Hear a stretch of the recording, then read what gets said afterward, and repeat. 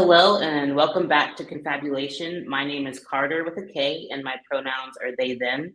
I am the Wellness and Media Coordinator for Our Sister's House, and we are a domestic violence organization that provides culturally specific advocacy, education, and support to any and all victims and survivors of violence. If you or anyone you know is experiencing domestic violence, you can call our hotline at 253 4275 or visit our website at oursistershouse.com. We would like to gratefully honor and acknowledge that we rest on the traditional homelands of the Puyallup tribe. The Puyallup people have lived on and stewarded these lands since the beginning of time and continue to do so today. They live, work, raise their children, take care of their community, practice their traditional ways, and speak their traditional language just as their ancestors did. We recognize that this land acknowledgement is only one small step toward true allyship, and we commit to uplifting the voices, experiences, and histories of the indigenous people of this land and beyond. For more information, please visit puyallup-tribe.com. Joining us this episode is our executive director to share some exciting updates and future plans for our sister's house. And would you like to introduce yourself and tell us a little bit about your journey at OSH? Hi, thank you, Carter. I'm excited to be here on Confabulation today. Yes, I am the executive director of our sister's house. I've been the executive director since about 2015, but I've been with the organization since about 1999. And I began as the case manager when we had the group home. And for anyone who doesn't remember, the group home was located in the north end of Tacoma. We provided it was a group home that was created for African American and Black girls of color, or Black girls who were, or girls of color, sorry, who were adjudicated in the justice system. The founder, Sharon Manier, co-founder Sharon Manier, worked at Raymond Hall as a CASA, and she was noticing what was going on with the Black girls who were coming in through the system. She wanted to create something special for when they got out, because she was noticing that Black girls were coming in and for the same crimes as their white counterparts were getting sentenced for longer sentences at the juvenile institutions. She noticed that they didn't have a lot of social skills and life skills, and so she wanted to create this group home that provided all that. So I came in 1999 as the case manager and just kind of worked my way up through the ranks of the organization. We moved into domestic violence in about 2000 when the state decided that they wanted to keep the girls in the institution. And so one of the things we decided, we were committed to our community. We really wanted to have an impact, especially for Black women and girls. And that led us into the path of domestic violence with our first federal grant to provide legal advocacy and civil legal services around domestic violence for Black women. Yeah, and like thinking about the beginning of Our Sister's House, I know that it was founded in 1995, and I thought it was really cool coming to work for the organization because that's actually the year that I was born, and so it just kind of feels like it was kind of like meant to be in like a place that would be a good fit for me and the work that I like to do. And so I was wondering, like, how would you compare like the programming back then that you just talked about with the programming that we now offer, and kind of what do you see in the future, and like where you want Our Sister's House to go and grow? Okay, great question, Carter. And wow, I feel old to know that you were born in 1995, the year we got started. But back then, services were very limited. Our sister's house struggled. The group home was it was debt bearing. We struggled to keep it full. We didn't have a lot of community support. The group home was set up to make us to break even. We needed 8 girls. It was very hard to get 8 girls and to keep 8 girls. So we struggled. And it was in that struggle that kind of made me realize, well, hey, maybe we need to, incorporate some more services. Maybe we need to, figure out what else we can do. And in the meantime, in that trying to figure out what will be our next steps, the group home did have to close. The state, like I said, decided that it was more cost effective and to keep the girls in the institutions. We felt it was a move based on color and not consciousness. And so we decided that let's work with domestic violence and see what we can, come up there. We can still have an impact. We knew there was a lack of culturally specific services for domestic violence. We realized that it was a huge problem in the African American community. And so we began slowly kind of building that program out. We had a contract with DSHS where we were working with in 4 of the CSOs in Pierce County. It was a horrible contract. It offered we had lots and lots of turnover. I mean, we had lots and lots of staff that came in, wanted to do the work, but saw how hard it was, saw it offered no benefits, no time off, no real incentives. It was not paying very well. So the people that did that, I commend them because it was hard work. You were sitting in the DSHS offices just waiting on a client to come to you that the social workers just decided was a victim of domestic violence. And that was another whole piece of it. And a lot of times the clients would come in, they'd just been abused. They had black eyes, they had, broken bones, scars and marks all over them. They had their children with them. They were scrambling for next steps, food, shelter. And there was just so limited of what the DSHS advocates could do. We could provide the crisis intervention. There was safety planning, but we had to send them back to the social worker and hope that the social worker believed their story and would provide them with the benefits they needed so they could take care of their families. And so from there, that did lead to some recognition. We were able to start a partnership with the Crystal Judson Family Justice Center. We've been a founding partner with them on the Grants to Encourage Arrest grant, which is also a grant that, when police officers go out to the scene of a DV situation, this was to encourage them to be a little bit more diligent in finding the perpetrator and arresting them. And then at the same time, also making sure the victims know that there were resources available to them after things kind of settled down. And so that's where, they would come into the FJC for that crisis intervention and safety planning after an event. And from there, we just kind of piddled along, still struggling. It wasn't until we reached when someone, her name was Latrina Kelly. I'm still in touch with her to this day. I'm not sure how she found us, but we got on her radar. She was from New York, worked for this great organization. And she came out and visited us, and she was like, you all need to be getting VOCA dollars, which is the Victims Office of Crime Advocacy, which is the big federal fund money that's dumped into each state that provides money for domestic violence. And that's where we learned that there was culturally specific money available and that we needed to be getting those dollars. And it was through her and her organization. They helped put together the RFP for us. We kind of went back and forth. It wasn't a hard process. And it was in 2018 that we could actually say we offered culturally specific domestic violence services in our community. Yeah, that's really good that all our services like cater to that cultural specific realm Yeah, because I can just remember growing up and being in situations where my family had some domestic violence things happening, and there was never really anything out like there was never anything that was catered specifically for mm-hmm. our community and when we would work with people no one would really know how to interact with us in a way that was equitable and Right. that was beneficial for us and so a lot of times a lot of the families that I saw that were kind of in the same situation they wouldn't really seek services because it's like if it would be more so that the victim and the perpetrator were being, you know, like penalized for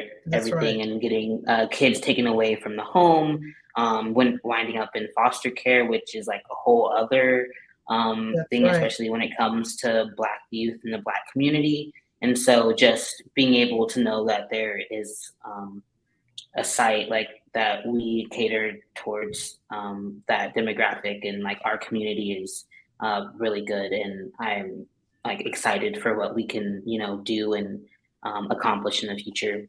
Right. And I also wanted Yeah. to go ahead and answer the last part of your question was what we see for the future.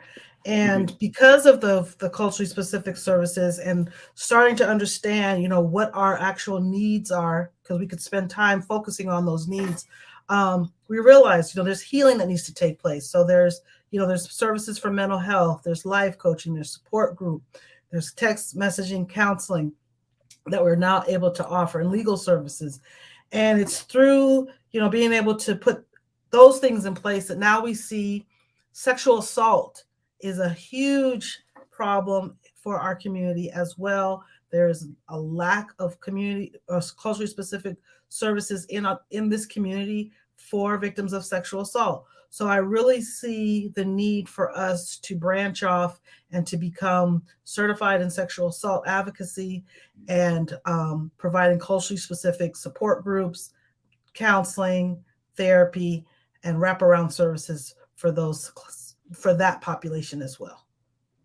Yeah, I see that need too in the community, and especially with kind of where we're going with helping out more with youth wellness, Yes, because being able to start with that early intervention kind of will make it to where future generations will hopefully have less and less of those occurrences happening within our community, because we will have kind of the tools to know the difference between consent and non-consent, and the way that we should be treating each other, and not just relying on how things have happened in the past, and that being like a part of our culture, because it doesn't have to be, and it shouldn't be a part of our culture to have those things happening.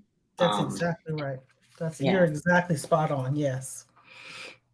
And so that brings me to my next question, which is I know we have a few exciting developments happening with new programmings that we can offer, and new resources and partnerships in the community. And so I was wondering if you could just share about those new things that are going to be happening at our sister's house. Yes, I'm happy to share. The first thing where I want to share is that we were just awarded a grant from the Ujima Foundation. They are a national organization out of Washington, D.C. Their main mission is to fund and support Black organizations that serve Black women. And so we are one of 20 grantees who was awarded these funds. It's a 3-year grant, and it's really just going to support and build the capacity of our work that we're doing with our domestic violence program. We are also offering life coaching. This is a new service that we're going to be beginning with a life coach, a certified life coach named Swayla Hunt, who has developed this fabulous curriculum that is tailored specifically for Black women to provide support and coaching and uplifting and motivating. It's an aside to those who don't want to be a part of a support group, but want something more one-on-one and hands-on. And so starting this year, we are offering life coaching to women, to Black women who are victims of domestic violence. We also have a brand new therapist that we're bringing on. His name is Michael Wong, and Michael used to work for our sister's house several years ago. He came on brand new, right out of college. No one would give him a chance because even though he had the education, he didn't have any experience doing much. And so I saw something in Michael. He was young. He was a great listener. He has a very calming spirit. So I was like, Michael, you'd make a great domestic violence advocate. And so we gave him his first job in that field, and now he's a therapist. And so Michael's going to come on and work with our ladies and our clients through our text messaging counseling. We're probably going to send him some clients who are, victims of domestic violence who want some one-on-one therapy. And I'm also thinking of using Michael to work with some of our youth. We do a lot of programs with our programming with youth. We see youth are having a hard time now with their mental health and well-being. And because of Michael's just this demeanor and putting that together with the education, all the things he's learned, I really think he'll be an asset with our youth as well. And we also have started our legal clinics. We've brought on a fabulous attorney named Gloria Backus, who's out of King County, but somehow she found us, and we are having very grateful to have Gloria on to host our. I think we're starting with quarterly legal clinics. We had our first one on January 26th, and we had 2 to 3 clients come on, and she spent over 3 hours providing legal advice and legal assistance to some of our clients. So we're really excited about being able to offer legal clinics to our clients now. And we are also excited to announce to everyone and to share that we have made history with the Office on Violence Against Women. We had our first OVW grant in 2000. That was our civil legal advocacy grant, and that was a 2-year grant that ran. And year after year after year, I had applied for funding, but it wasn't until 2020 that I discovered the Culturally Specific Services grant, and we were awarded that grant. And then in 2022, they renewed us for another 2 years, and they also increased the amount of money we're going to be getting. I didn't even know that we could get more money that was outside of the budget. So that too is going to fund our domestic violence program, our teen dating violence program, any outreach and prevention and intervention work that we're doing. So really excited about that. And our last thing I want to share is that we are increasing our capacity for outreach. That is for women and girls who are involved in commercial sexual exploitation within the city of Tacoma. We know that CSE, or commercial sexual exploitation, which was formerly known as human trafficking, is a big problem in Pierce County as well. We're on the I-5 corridor, which is a major thoroughfare for running guns, gangs, and sex trafficking. So, and we also are a city with a port. So wherever these things are present, that's usually a big issue in that community. And so our Pierce County and Tacoma is facing that. And again, there is a lack of culturally specific responsive services for that as well. So we will be increasing our outreach and figuring out best ways to serve victims of those issues as well. Yeah, that all sounds like a lot of important work, and I'm really excited to come on and help with the youth aspects of a lot of those things. And I had a question kind of following up with one of the things that you just shared with us, and Yes. maybe for people that don't know like the term very well, but could you maybe explain what commercial sexual exploitation is, which was formerly known as human trafficking? Sure. So what it is, it's basically where victims are either set up to offer their services online, and they're usually being controlled by someone to offer their services, their sexual services on for a fee. Or what's happening, there's just a way for a lot of women and girls to make money because they're needing that quick, fast money to survive. They're also selling themselves online or through commercial means, through social media, online ads, those kinds of things. And so what we're seeing is that they're usually being groomed by someone, and it starts as early as age 9. It starts in middle school. So there's a lot of intervention work, because I think the prevention work is probably too late, because if you're talking about 9 years old, then you're talking about little girls. So there's a lot of intervention work that has to be done. And one of the important things around that is making how do we fill that gap when they can go out and make $200 or $300 quickly. We need to figure out ways we can help support some of those basic needs where they don't feel like they need to go out and do that to make that money. And so that's one of the things that we're really trying to be innovative with, and making sure we can fill those needs where they don't feel they have to engage in those risky behaviors to make that quick money, or to get, and it's mainly just to get things so they can keep up with society. A lot, you see on social media, the bling and the shoes and the hair and the nails. And so a lot of youth want to look like that. They want that lifestyle. So there's got to be some some breaking down some of those stigmas and those stereotypes, and understanding that there's other things in life besides, the materialism. Yeah, Yeah. and a lot of that kind of goes back to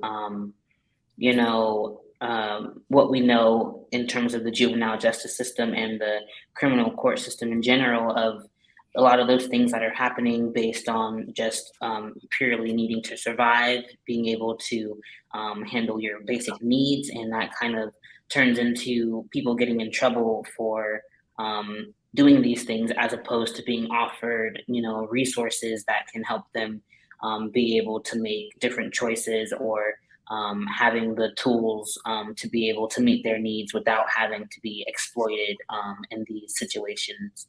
Um, and so, yeah, I think that that work is going to be really important going forward with our youth and with our adults. So, thank you for sharing that.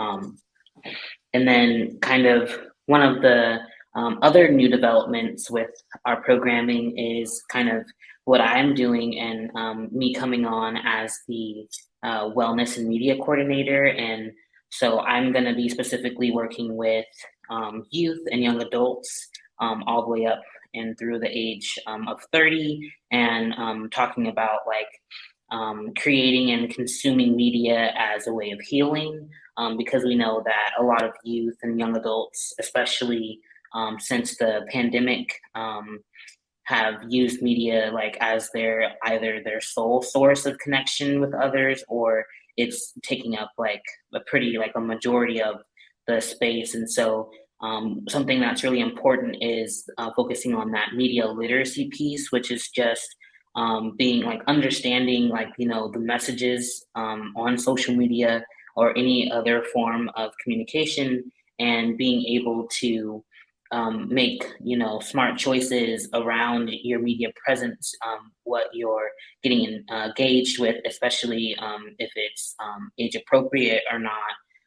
And so our new program that we're going to be offering with the youth has an acronym, and it's called Bias in Media. And so that bias piece specifically stands for Black, Indigenous, Ancestral Solidarity. And really, what that kind of boils down to is that cultural aspect that we keep talking about, being able to talk about, media influence specific to the Black community, talking about how that intersects with, Indigenous knowledge, and not just, Native Americans, but also Indigenous Africans. Our ancestors were Indigenous when they were enslaved here on this land, as well as our connections and solidarity with the indigenous peoples to this land, and all over the world, really. And so, what I kind of want to do is talk together with youth, and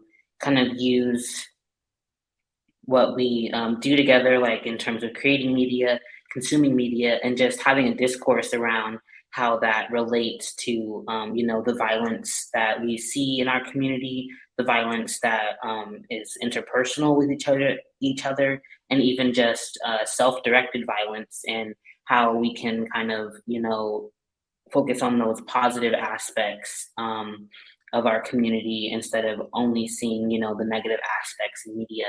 And so, like, that's through ancestral healing, that's through solidarity movements, being able to take action, do service projects like mutual aid, and kind of just anything where we're coming together as a community and we're building those connections, and we're, strengthening like all of our cultural identities. And I think that's going to be really important, and I'm really excited, to be able to start doing those things with the community. And I just want to make sure everyone knows that this is a Kaiser grant funded for 3 years. That is also Carter's baby and idea and brainchild. And so it was very appropriate that you introduce it. Carter, you should be very proud of this project. And I'm very proud and excited to get started and to see where it goes. Yeah, thank you. Yeah, it started off as kind of just a senior capstone project as I'm graduating from the Native Pathways program in Tacoma at the Evergreen State College. And it kind of from there, like introducing it to just local nonprofits that I've been volunteering with and being able to come on as a staff member with OSH and kind of seeing it turn into this full-blown program where we can create media with youth and really youth can have a voice and especially Black youth can have a voice in being able to make media that reflects them and because media representation is really important especially when it comes to marginalized communities um, and so I'm really excited for us to get into like the storytelling and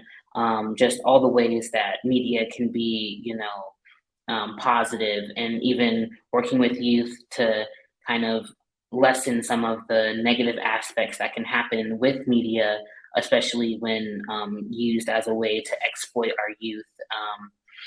And so it's going to be really exciting these next coming months to be able to develop this program and start doing a lot of the work.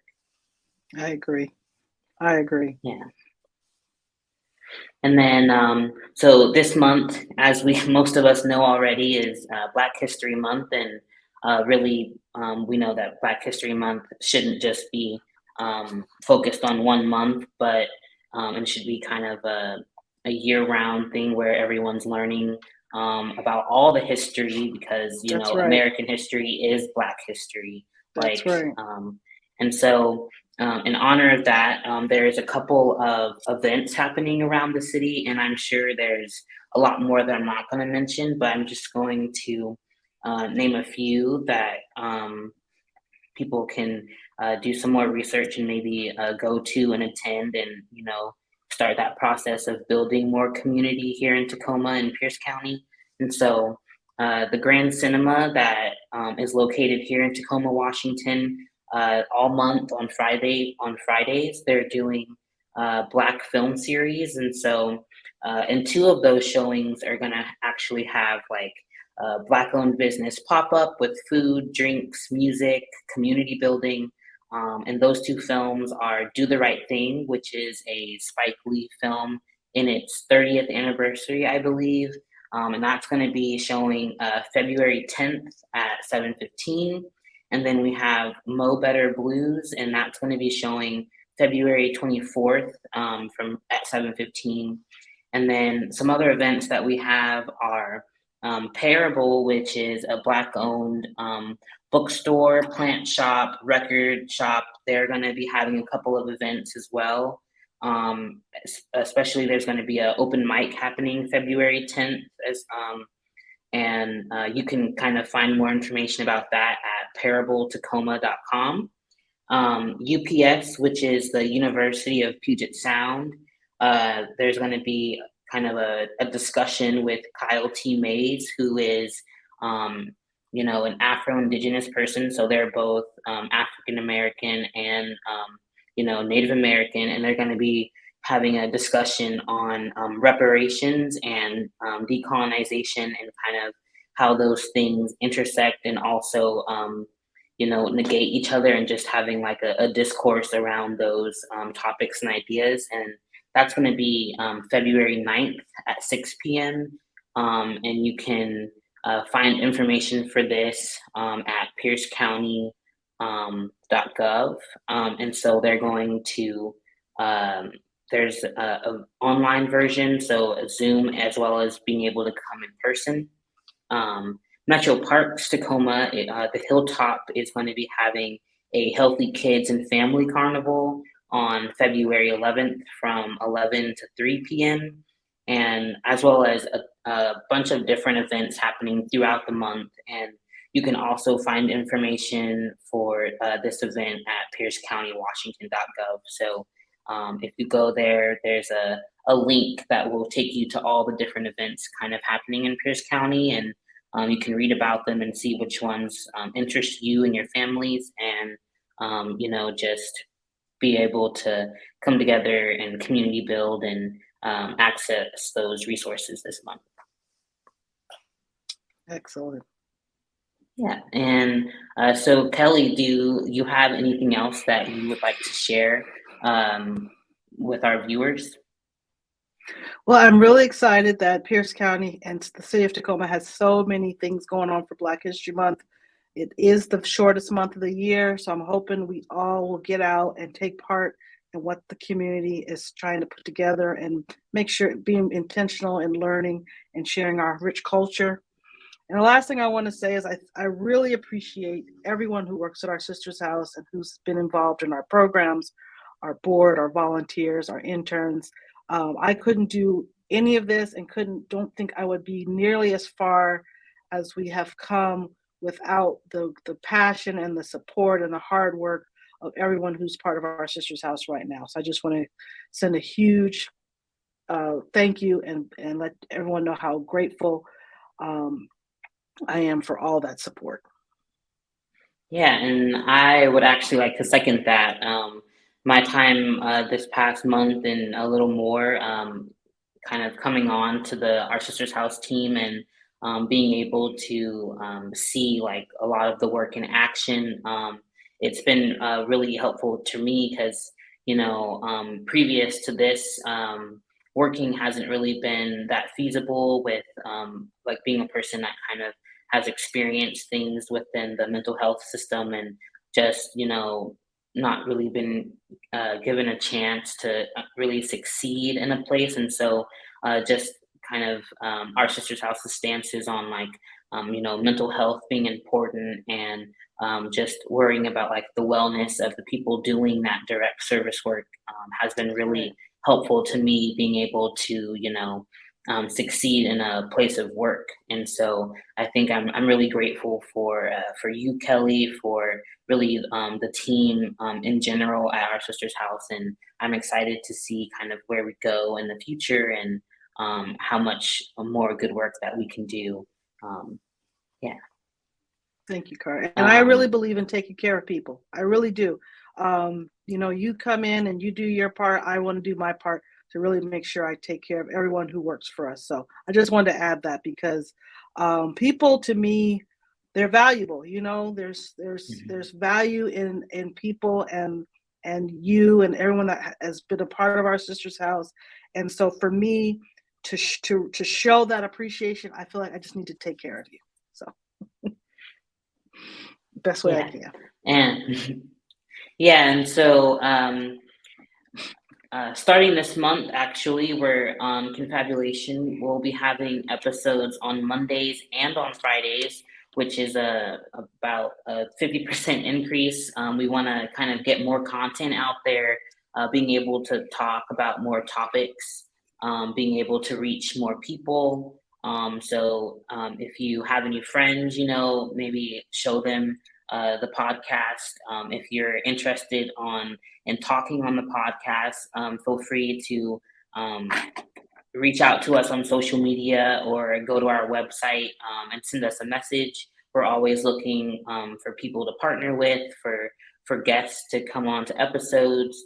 And we have like a lot of different topics that we like to go over, including things on commercial sexual exploitation, on domestic violence, on youth wellness, mental health education, and new episodes that are related to bias in media, which is the acronym Black, Indigenous, Ancestral Solidarity in Media. And so if you have any interest or want to see any topics, please feel free to message us and just kind of join our community. But thank you for listening, and this has been Confabulation, and we are from Our Sisters House, and if you or anyone you know is experiencing domestic violence, please call our hotline at 253-383-4275 or visit our website at oursistershouse.com. And thank you guys for listening.